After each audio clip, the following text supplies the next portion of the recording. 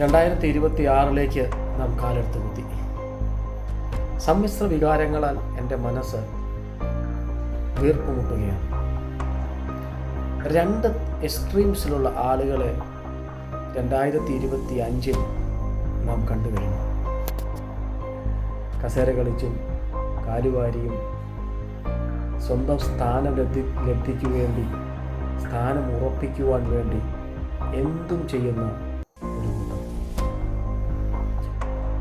പ്രൗഢിയും സ്ഥാനവും നിലനിർത്തുവാൻ വേണ്ടി സ്വന്തം കൂട്ടുകാരനെ വരെ കുഴിവെട്ടിയെറിയുന്ന ഒരു കൂട്ടം.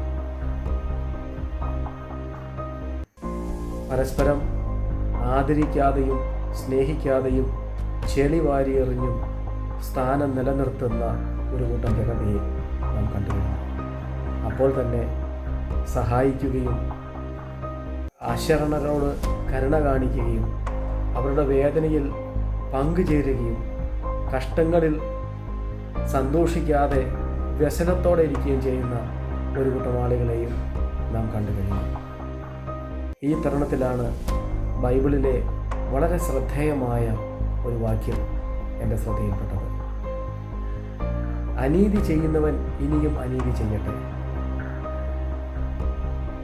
അശുദ്ധൻ ഇനിയും അശുദ്ധനായി തന്നെ തുടരട്ടെ, നീതിമാൻ ഇനിയും നീതി ചെയ്യട്ടെ, വിശുദ്ധൻ ഇനിയും തന്നെ വിശുദ്ധീകരിക്കട്ടെ.